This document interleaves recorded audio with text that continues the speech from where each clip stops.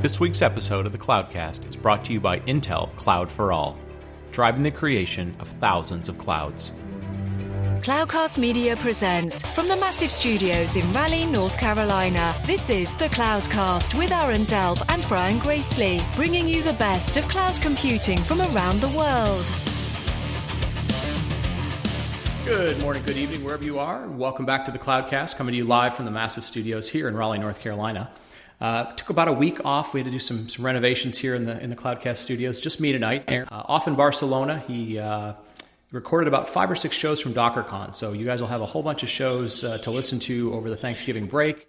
Probably did 5 or 6 different little short ones for you. So a bunch of 10-minute ones, a bunch of interesting stuff coming from DockerCon. But tonight's kind of cool. You know, Aaron and I have always said, you know, we've always had a list of companies and people and stuff that we've always wanted on the show, and sometimes some work out really easily and others take a while. So first time in 5 years that we've had the good folks from Microsoft on. And tonight we're very lucky.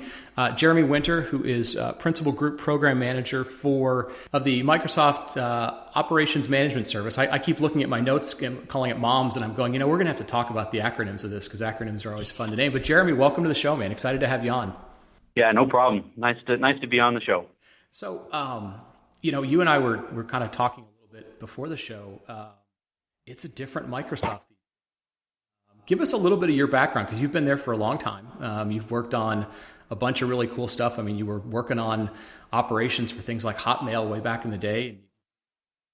2 decades. Give us a sense of your background and then, you know, what's going on at Microsoft these days? Because, man, it's changing really fast. Yeah, Brian, it really is. It feels like a completely different company than, say, even the last 10 years. It almost feels, I'd even say, a little more exciting than when I first started. I first started back in '97, developer, just writing code nonstop. And we were just writing code, working with the customers, and driving through cool features and products. A lot of it was on premises, and my big thing was I just love large distributed systems. And so, you know, being the internet at heart and these large distributed systems, I jumped over into our MSN and Windows Live world, where I just got a lot of, got a fun time to go work against things like Hotmail, as you mentioned, Live ID and Passport. You know, we ran some pretty big services for back in the day, and we learned a lot as we were just, you know, building these things out and having to have these huge environments, you know, from a data center all the way up to the hardware to, you know, 300 million plus customers running on parts of our service. And, you know, you start to kind of learn things at scale, and you start to think about how to bring the operations environment where you just got to have faster environments and you got to be moving fast. And so then, you know, I jumped over into the management space, which is just near and dear to my heart, because as we were running these large services, that efficiency was just so important. And the challenges as we were thinking about, like, how do I get the visibility in all these environments? And I'm running Sun gear and Linux gear and Windows gear. And so, you know, it's just a natural fit for me as I jumped over to the management space, spent some time with the System Center business and product, did a lot of little innovations there. But wow, has it changed? I'd say since Satya really came in and really changed the culture here. And really what he did is just kind of opened the air for us, especially for some of the teams that are doing these startups around Azure and the services. And so we're free, we're running deep and fast with the customers, and we're just learning and listening to the pain. And, you know, a lot of times now when I go down to the Valley and I meet with some of the other startups and they talk about their lean, we're there. We're moving fast. I mean, my team delivered 348 releases to the service last month, and they check in real time and right to the service. So it's pretty fun. And man, the energy here is also just really exhilarating from where I saw it 10 years ago. So yeah, definitely different company. No, that's cool. I think a lot of us, from an outsider's perspective, we would look at Microsoft sometimes and some announcements come out and they would go, well, we kind of like Linux and we kind of, but man, the last 2 years it's the way I kind of characterize it is I kind of go, you know, there was always kind of 2 ways that they would kind of go. There's the internet native people, and then there's kind of the Microsoft way. You know, it was whatever it was. And nowadays I kind of go, you know, they finally, and I think a lot of it has to do with CEO with Satya and his kind of mindset coming from the online services is, you guys basically go like, look, that's, everybody kind of does things that way. And we have a ton, because Microsoft Redmond has always had tons and tons of technology that was somewhere. People would tell you, oh, it's over in building whatever. These guys are working on stuff. And it feels like you guys have finally gotten to a point where it's like, we're going to go be competitive in all these spaces. We're not going to let technology kind of bog it, like kind of technology religions bog you down. And it's cool. It's because at your scale, really big things can happen, which is very, very cool. Let's talk a little bit about, you mentioned System Center. Lots of people know System Center, hugely popular, data center management tool. Anybody who runs Microsoft environments has that. It's expanded. Where does operations management server, system, where does that fit in with System Center? Kind of give us the blueprint map of where all these different. Yeah, absolutely. So, I get the opportunity to oversee and work with a lot of the teams that develop these management technologies, just being on point for the overall product strategy and development. And how we think about these is System Center, tried and true platform that, runs on many customers across all the industries have this and have had it for, well over a decade. This is our continued main staple for how we think about management in the traditional environment. And we continue to invest in this space and make sure it's there for our customers as they build in that on-premises world.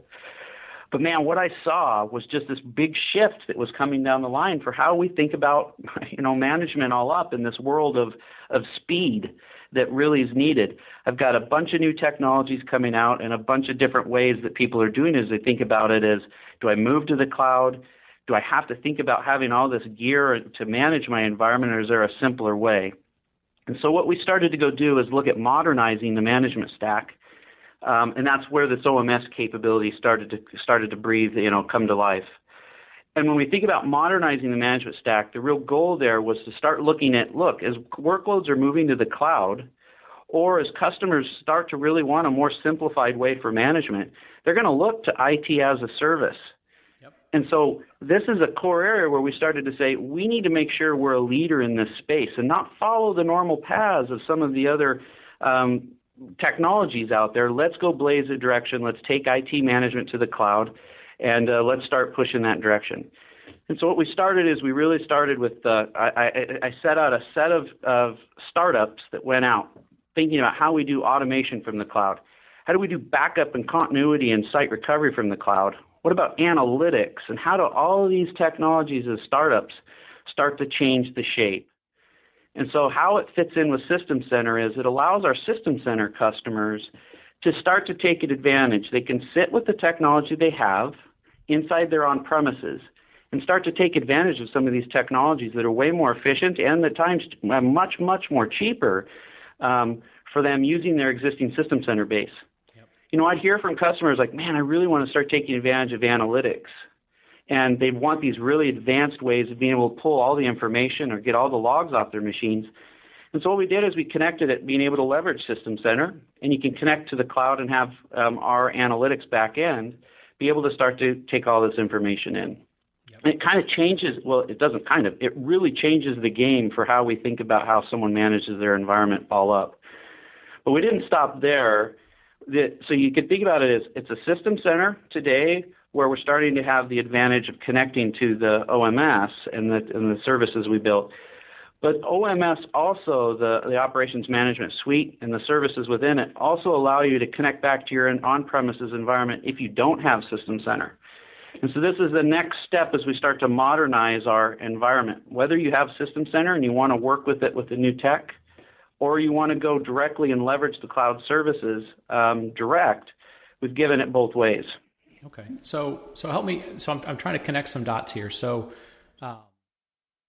one of the things when I look at Microsoft today, I you hear over and over from people, customers want hybrid cloud, which to me always means, look, we've got a ton of stuff that we have to deal with. We've got legacy, we've got existing applications. Some of them we might modernize, and then the business is changing. We're going to do some new things, and they're ultimately trying to figure out, okay, what runs on-prem? What do I leverage the cloud for?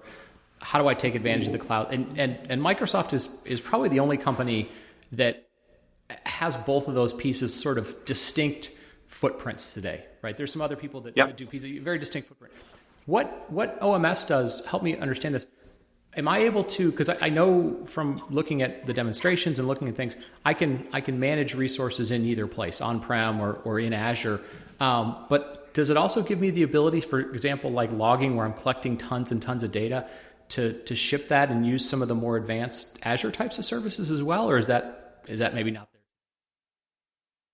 there? You can use the OMS components today to ship and get all your logging up into the cloud. And then what that allows you to do is start to take advantage of the analytics that we've done. So, and you get to take advantage of some of the power that we have with the scale of Azure. So I can allow customers if they need 7 days of log retention, or if they wanted to go, 2 years. We've got hot and cold storage, and we've got the infrastructure underneath it that the customer doesn't ever have to worry about. Yeah. We just take care of that for them. So then you'll see when you start to think about machine learning and other aspects that are other elements of the Azure services, of course, you can leverage the power of these technologies over time as well as they start to come into the service. Right. Yeah. And to me, that's really powerful, right? That's where I kind of, when I look at a lot of the different companies that are offering this, I always cringe a little bit when people go, well, we can help you with hybrid cloud, but yet we don't run our own cloud. So, I always cringe a little bit because I go, there is so, and when you mentioned this early on, there is so much learning that goes on at scale. There's so much that you just don't get if you don't run highly automated environments that aren't rapidly changing. And for you guys to be able to bring that either to an Azure customer, native Azure customer, or a native on-prem customer, or both, like that learning curve is really, really powerful. And I think people underestimate, how long it takes to get that learning curve by itself and then to. Yeah. And so, to share on that a little bit, this is one of the benefits, not only just for my teams as we think about management from the cloud, but even on the core operating system. I mean, the Azure team and our operating systems teams are working directly together. But to drive the point home, to kind of show you what my teams also deliver, we work hand in hand on with our Azure teams, clear to the point that I have parts of our team that are delivering the Azure V2 UI. Oh, wow. And so I'm delivering back to the Azure team for that new UI they have. And we launched earlier today, the Azure team launched the Service Fabric. And the Service Fabric, we work with them to instrument so that all that information is now flowing back into OMS. So it's these types of the elements that really are beneficial to my engineering teams, which then move downstream to the customers as well. Because you're spot on. We're running the Azure service. We're having to manage the Azure service and build with the Azure service, and then we can bring those lessons to our own services as we reach them back into the customer. So OMS, those startups, Azure Automation, it's been one of the core elements of now inside OMS. We spent a good year and a half building our Azure Automation directly with Azure before we went ahead and moved it to the hybrid to reach back into on-premises environments.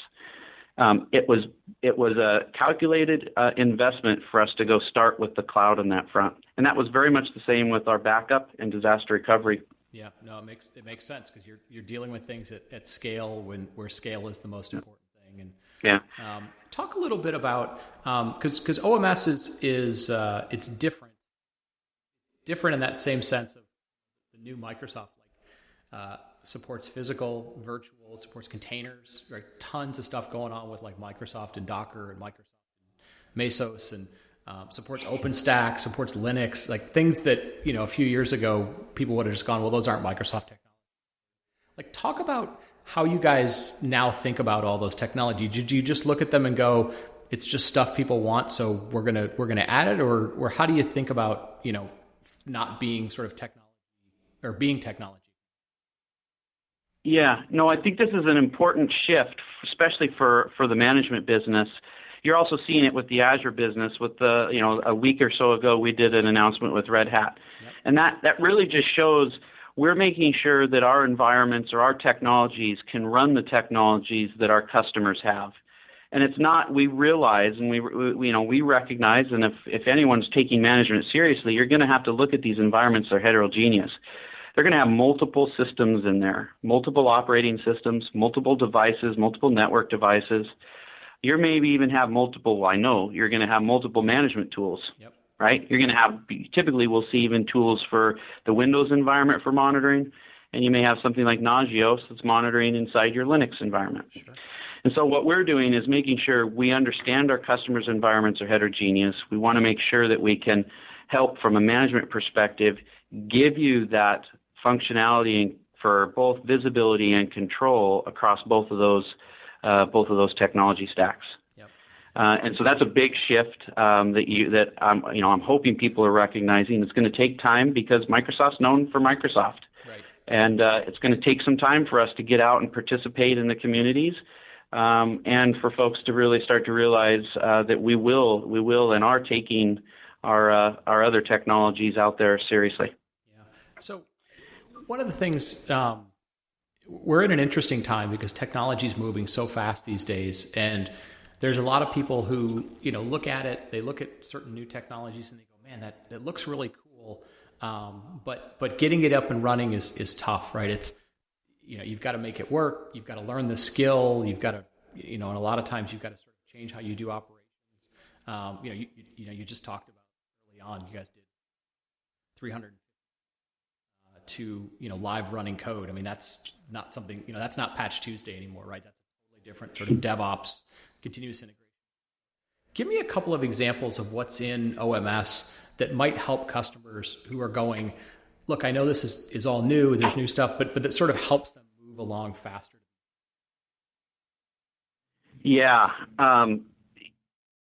When I think about it, and you kind of look at it as there's a lot of change and there's a lot of stuff moving fast, and I got to tell you, I look at that as it's just really exciting because when I was in the operations, like direct with running the pager and having to handle the services, boy, it just felt like technology in the IT space was just kind of either you were building it yourself or it just wasn't there for some of us on the cutting edge back then. And man, now there's just so many startups and so much technology flying from the open source communities and the other big vendors that it's crazy and pretty cool just to see all this new tech that's out there. So, I mean, I did a trip out, I did a trip in Europe last spring, and I walked away just wowed on the amount of tech that everyone was starting to go push, whether it was containers or other solutions that were out there, just the microservices. And there's a lot of stuff out there that's changing the game. Yep.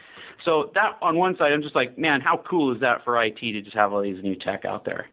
Now, when I think about, to get to your point on OMS, okay, so things are moving fast. They're moving real fast. And so first off, I think about a story that I just was in Chicago with a customer, and when I told him the OMS story and we demoed it, the feedback from one of the fellows, his name was Mike, says, "Hey, now I've heard this before, and it takes like 6 months for us to go do a proof of concept and really get this going. So how many months will it take us to do this?"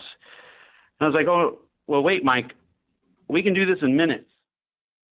And so what I literally, you can sign up for free using on OMS. You can sign up for free, and literally within, I'd say 15 to 30 minutes, you can be up with logs in your environment, and you can start to look across where your top errors, your top issues are.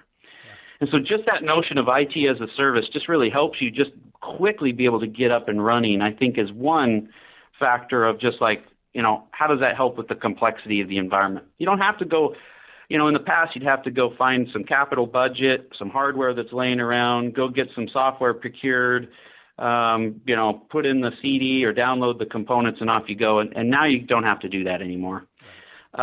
We've made it real easy for the System Center customers. They can go right into like Operations Manager and connect to OMS with already the machines that they're under management and choose which ones you want. Send, connect into the cloud and take advantage of that. The other area I think that really helps, and you mentioned this DevOps world, this is where you start to see some pretty cool ability to troubleshoot. So now you've got all this information flying together, and it's a convergence of all this data. I've got data coming from different tool sets, data coming from all my logs, data coming from my developers that have instrumented code. Now I can start to quickly troubleshoot and look across all this information. No more finger pointing, no more having to remote into boxes to go see if you've got a security issue with event 4672, you don't have to go do this all manually anymore. You can literally group and query and look across all this information and start to see like, wow, this is where my issue is, this is the box, and these are the people that have changed those. All because we're this nervous center of information and this convergence of data, both from a security or an IT change, compliance view, or just a troubleshooting. And so that, I think, is one of those pieces that we've really challenged the team is listen to our customers and listen to what they're really trying to solve. What's the pain? If it really is I'm trying to troubleshoot faster, or I'm trying to remediate some of the tasks faster, then you have automation or you have the analytics to be able to do it at your fingertips. Yeah. So I think so that's kind of how I think as everything's moving faster, it's not a go replace all your existing tool sets. It's like, how do you start to go work in an environment that is real and evolving? And so that's what we're doing as well. Yeah, no, and that's powerful. We're seeing this all over the place. People are finally realizing you've got to take getting new tools in people's hands, getting them running, it's got to be, basically frictionless to get the software, and people want stuff doing something within an hour or 30 minutes. Otherwise, they're like, I'm too busy, or there's other options. So I want to sort of, for anybody who isn't sort of in the Microsoft world every day, they're hearing tons of announcements, and sometimes it's Microsoft and then whatever it is, and sometimes it's Azure. And what's the most common, mistake that you hear from people as they're trying to figure out the difference between like an on-premises tool, an Azure tool, something that manages the hybrid? Like, what's the simplest way for somebody to go like, oh, okay, that's the naming scheme, or that's the tool I use for. Give me the most basic way to think. Well, I think when I'm out, so I spend quite a bit of time out with the customers. So I think what I'm seeing them doing is really, they're still at a stage where they're used to traditional names and traditional tool sets, like a System Center or a Microsoft, and they relate that to my stuff that I've been running the last 20 years. Mm-hmm. And when we're talking about Azure, or we're talking about these recent announcements around the security, for example, we just did an announcement around security earlier this week. All of these elements still work back and forth between your on-premises environment, and it's our goal to help the customer realize that they don't have to stay only in an on-premises world. They can start to bridge towards the cloud. Okay, so it's really. But the other thing I noticed is seamless as possible. Yeah, and that's tough. I mean, it's not an easy thing. I mean, this is why we've seen it struggle for the course of the last I'd say 5 years. Is go build a private cloud. They're tough, and go run those private clouds. And it takes a change in your tooling, a change in your processes, and so that's why we've got a variety of different technologies, both where we're at the existing traditional environments we've had, and then where we're headed, and we're helping you bring that bridge. So I keep kind of seeing a set of customers that'll say, oh, Microsoft only in the on-premises world and only in my, traditional workloads I'm used to seeing. And then I also will see it as either that or it's, well, Microsoft and Azure and OMS, you're pushing us to the cloud fully. And it's like, look, that's not the case. The case is we're a partner with you to be able to give you both sides of where you're at and help you migrate over time. And I mean, we've done quite a bit. We just did an announcement yesterday on a ton. Just go take a look at some of the Visual Studio announcements on what we're doing to enable the open source community. Man, we just want to help empower and make sure you've got Visual Studio Express and the different pieces there to really go empower those, that new development model. Yep. To make sure, to be there where our customers are. So it's definitely a new company and a ton of energy putting into helping customers both where they are with their traditional and the on-premises requirements for those that need that, and then as well to just really start to take advantage of the cloud. Yeah. No, you talk about the last couple of Docker cons. Mark has gotten up and shown demonstrations and just kind of the seamlessness between here's Docker running on Windows, and here's Docker running in Linux, and here it is running in Windows, and here it is working with Visual Studio, and here it is running. And it's powerful. It lets people go like, this might not be the right thing to say, but like it's kind of to the point where it's like the operating system is less important or less of a factor anymore, and the application becomes more powerful. And then the tools are built around, enabling where the application, which is very, very cool. I think. Go ahead. I was going to say, you just have such fluidity now with the guests. Yeah. You're going to choose the guests that you're using, and you're going to want that fluid to where it needs to run, whether back on premises or back up in the cloud, and you're going to want to think about different clouds that they run. So definitely those operating systems and the guests are being more fluid, and we as many others recognize that. Yeah, so and that's great for developers. It's one less dependency they have to. So let me ask you one last question. We'll kind of wrap it up. I was reading through some of the announcements around OMS, and one of the things that you really highlighted was you said, not only did the product get built very quickly, and so you guys have shifted how you're developing, and so, but you said, we took feedback from customers differently. We were getting feedback more frequently.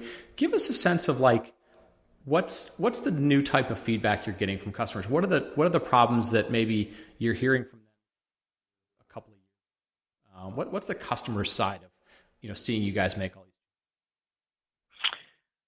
these? Okay, well, I wonder if the new feedback isn't the same feedback. It's just whether we were listening to the right direction or other companies were listening as well.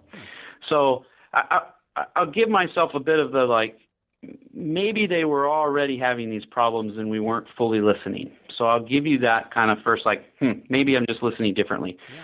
Some of the things that I heard, and here's the approach we've taken we've taken a little differently. And it's been hard for our customers at first, because I would call in to say, I'll call into a few different customers and they would say, all right, tell me what your product is. Yeah. And I would have to tell them and say, look, I'm not here to pitch a product. I'm not here to pitch a concept. I just want to hear what your top problems are. And then we would start fishing with them on just listening to them on what are their concerns. What are the challenges that they're facing? And when we would drill down and test and look for, we had ideas, but we wouldn't lead with those. We would literally go test the hypothesis and do it with many, many customers. Literally, if I want a feature in an area, my teams need to talk to over 40 customers and listen to them before they can walk in and say, I want to go build X. Now, that's not, hey, I had an idea and I want to go create X or Y, and then I'm going to go find 2 or 3 major customers that want it and then say, customer X needs this, let's go do it. We literally go spend the time to iterate with these customers, and it takes a lot of phone calls and a lot of surveying and discussions. But to me, it really helps us refine down to just what is it that our customers need us to solve. And I really want our customers to be able to like walk over hot coals to be able to get this, because it makes their life so much better. Yeah. And so that's what we've been pushing to the team, is just listen to the customer. Don't jam a bunch of technology down. What is it that they're trying to do? And we've done some pretty creative things. I mean, we've had registers picked up news articles from the surveys we've done. Tried to figure, I've had news articles about new products that are ideas, and these are just us out testing concepts in a pretty, new approach. And then we've seen, and then I've even, like, for example, we wanted to really go understand some of our Linux customers, and so I literally flew them. We picked folks around the globe, and we flew them here to Redmond for literally a 2-day listening session. And again, in our garage, we have garages here for how we think about our startups internally. And so in our garage, we brought them here, put them up in a hotel, listened to them for 2 days, took them out to dinner. And again, just the feedback we get is they're blown away that we would want to bring them here and just let my teams, once we've narrowed down where we want, let my teams listen and be obsessed with the customer so that we know what the right thing to build is. And then even then, if it's not the right thing, we'll go build it, drop it out there. So we'll use it with customers, or we'll build it with customers. And if we drop it and it's wrong, it's okay. We'll turn it back. We'll stop it. We'll try it again, because it's cloud. Yep, you go fast. No, absolutely. So we've done we've done. Sorry to cut you off, Brian. We've done features that just were proven that, hey, the customers loved them, but when we dropped them out, they didn't drive any of the indicators that we needed for the business, and so we've stopped, listened, and repivoted. Yeah, no, that's powerful stuff. I mean, it's you're building tools that work across private and public. You're building sort of very hybrid capable tools. They work across a bunch of different technologies. Open source is, kind of a nasty word out there. It's active contributions. It's powerful stuff that you're doing. And just the fact that you're saying, look, we're doing, literally hundreds of updates, which means we're leveraging the cloud model. We're leveraging agile development. We're listening to our customers. It's a lot of very, very cool stuff going on there. The scale that Microsoft can deliver. Listen, I really, really appreciate it. I really appreciate the time. What's the best place for people that either want to reach out to you and I don't know, stalk you online or ask you a question, or the best place to go, trial out OMS? I think the fastest thing you can do is go out to the OMS website. Mm-hmm. It's Microsoft.com/OMS. Out there, we've got all the blogs, all the documentation. You can get connected with my teams through there because we're watching and listening in real time. You'll also reach out. You'll see in the product, we've got user voice. So you can also connect up through us through user voice. Give us the feedback, and you'll see our teams are interacting directly within it. Awesome. Good stuff. And we've got some things in the show notes. Jeremy does a ton of stuff with Microsoft's Channel 9. So if you guys want to watch stuff on video, we'll have that in the show notes as well. Jeremy, thank you so much for being on tonight, folks. Thanks as always for listening. Thanks for supporting what we're doing with the Krispy Kreme stuff. And for Aaron, who will be back next week with all the shows from Barcelona. Thanks and have a great weekend. Thank you for listening to the Cloudcast. Please visit thecloudcast.net to find more shows, show notes, videos, and everything social media.